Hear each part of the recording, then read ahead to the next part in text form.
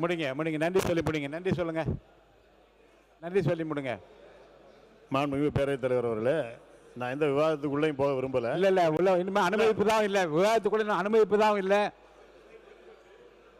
மைண்ட்ஸ்ல ஒரே ஒரு கேள்வி மட்டும் நான் கேட்டு முடிச்சிருங்க. ஆமா, விதியை 55 உங்கள்கிட்ட கொடுத்துருக்கிறேன். ஏன்னா சுரங்கத்துறை சுரங்கத்தை தோண்ட வந்துகிட்டே தான் இருக்கும். அதனால அதுக்குள்ள நான் போக விரும்பல. மைன்ஸ்ல வந்து இப்போ எங்களுடைய மாவட்டத்தில் வந்து அணுக்கனிம சுரங்கம் அமைச்சர் மாண்பு அமைச்சர் உங்களுக்கு தான் பேசிட்டு இருக்கேன்.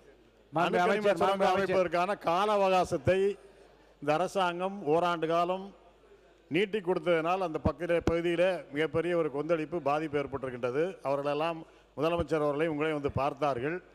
ஏற்கனவே கொடுக்கப்பட்ட கால அவகாசம் என்பது 10/6/2026 முடிஞ்சிட்டது. நீங்கள் ஆட்சிக்கு வந்த புதுசு, அதனால் அது ஏதாவது தவறெல்லாம் கூட நீங்கள் விட்டுருக்கலாமா, எப்படி விட்டீங்க இப்போ கூட நீங்கள் பதில் சொல்லும்போது கூட சொல்லுங்க, நான் ஒன்றும் அவசரம் இல்லை, விட்டுருக்கலாம். ஓராண்டு காலம் அவகாசத்தை நீட்டி கொடுத்து விட்டீர்கள். இன்னும் ஓராண்டு காலம் இருக்குது. எல்லா அனுமதியும் நாங்கள் நிறுத்தி வைத்திருந்தோம். எனவே அந்த திட்டம், அந்த அரசாணை ரத்து செய்யப்படுமா அல்லது சுற்றுச்சூழல் அனுமதியை அந்த குறிப்பிட்ட கால ஓராண்டு காலம் நீங்கள் வழங்காமல் நிறுத்தி வைத்து தானாகவே அந்த அனுமதி காலாவதி ஆவதற்கு நீங்கள் உதவியாக இருப்பீர்களா என்பதை உங்கள் பதிலை நீங்கள் சொல்ல வேண்டும் என்று நான் கேட்டுக்கொண்டு, நம்முடைய இபி அமைச்சர் வந்து ஒரு கருத்தை சொன்னார்கள். லஞ்சத்தை ஏற்று மாண்புமிகு முதலமைச்சர் அவர்கள் பத்ருதீன் அவர்கள் அவரை பற்றி நீங்கள் சொல்லுவீங்க. அப்போ மாண்பு அமைச்சர் பதில் சொல்லணும். இப்படிப்பட்ட விவாதத்தை அனுமதிப்பதாக இல்லை. மாண்பு உறுப்பினர் மதார் பத்ருதீன் அவர்கள் உட்காருங்க, தயவுசெய்து உட்காருங்க. மாண்பு உறுப்பினர் மதார் பத்ருதீன் அவர்கள் பேசுங்க. நீங்கள் மாண்புமிகு பேரவைத் தலைவர் அவர்களே, வரலாற்று சிறப்புமிக்க இந்த அவையிலே பேசுங்க. வரலாற்று சிறப்புமிக்க என்னால் அனுமதிக்க முடியாது. உட்காருங்க. இந்த அவையிலே உட்காருங்க. எனக்கு பேச வாய்ப்பளித்த பேரவைத் தலைவர்களுக்கு மாண்பு அமைச்சர் சொல்லுங்க. மாண்புமிகு பேரவைத் தலைவர்களே, அந்த ஐஆர்இஎல் திட்டம் வந்து அண்ணா திராவிட முன்னேற்ற கழக ஆட்சியில் 30/9/2020 அன்று அணுக்கனிமங்கள் உள்ள நிலங்களில் சுரங்க குத்தகை வழங்குவதற்காக ஐஆர்இஎல் நிறுவனத்திற்கு நில ஒதுக்கீடு செய்யப்பட்டதுக்கு தடையின்மை சான்றிதழ் வழங்கப்பட்டது.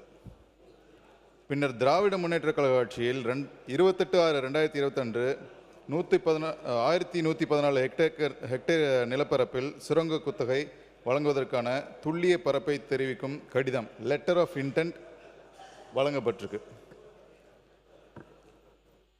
இப்போ என்ன செஞ்சிருக்கோம்னா எக்ஸ்டென்ஷன் ஆஃப் ரிசர்வேஷன் சொல்லுவோம். அதாவது அணுக்கனிமங்கள் அளந்தெடுப்பதற்கான அப்ரூவல் கொடுக்கல, இந்த 1 இயர் எக்ஸ்டென்ஷன் பீரியட். இது சம்பந்தப்பட்ட கன்னியாகுமரி மாவட்டத்தைச் சேர்ந்த சட்டமன்ற உறுப்பினர் மற்றும் அந்த கிராமங்களில் வசிக்கிற மக்களுடைய ரெப்ரசன்டேட்டிவ்களோடு சேர்ந்து தமிழ்நாடு முதலமைச்சர் அவர்களுடைய ஆணைக்கிணங்க ஜூலை 3, 2026 அன்னைக்கு கூட்டம் நடத்தப்பட்டு அவங்களுடைய ஒரு டிஸ்கஷன் நடந்துச்சு. அதில் ஒரு விஷயம் தெளிவாக சொல்லியிருக்கோம். மக்கள் பாதிக்கிற மாதிரி எந்த ஒரு திட்டமும் இந்த அரசாங்கம் கொண்டு வராது என்ற உத்தரவாதத்தை அளித்திருக்கிறோம். தமிழக மக்களை மட்டும் இல்லை, தமிழ்நாட்டில் உள்ள இயற்கை வளங்கள், மலைகள் அனைத்தையும் காத்து நிற்கின்ற காவல் தெய்வமாய் எங்கள் முதலமைச்சர் இருக்கிறார் என்பதை இங்கே தெரிவித்துக் கொள்கிறேன்.